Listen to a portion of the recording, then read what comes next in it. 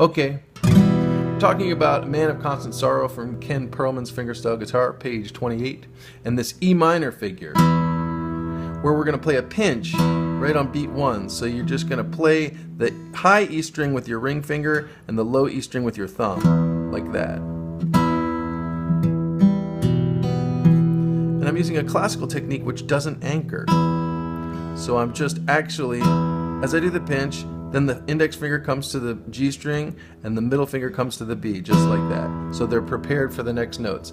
And then play the thumb and the index finger. So it's 1, 2, and 1, 2, and then 1, 2, and the thumb comes back for beat 3, and then you finally play the patiently waiting middle finger on the and of 3. So I go 1, 2, and 3, and finally play beat 4. 1, 2, and 3, and 4. 1, 2, and 3, and 4. 1, 2, and 3, and 4, and then 1 of the next bar. I'll do that again. 1, 2, and 3, and 4. 1.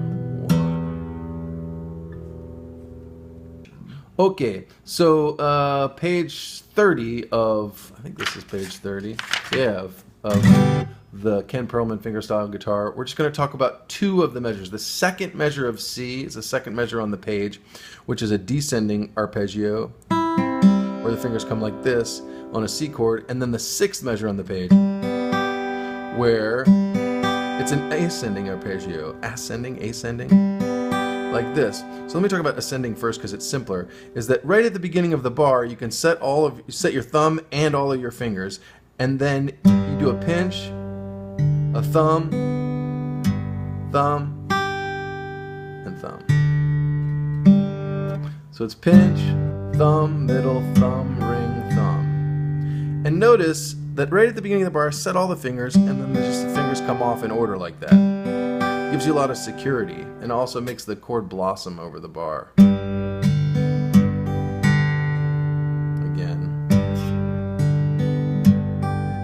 Notice I'm not playing rest strokes on the D string because I want the G string to keep ringing.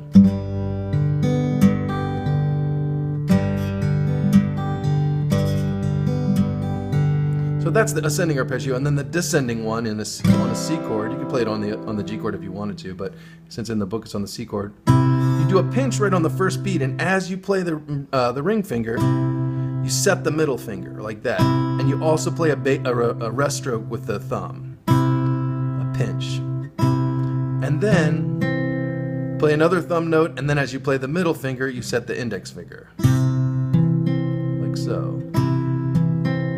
See what I mean? One more time. 1, 2, and 3, and 4. Rest strokes on the A string, free strokes on the D.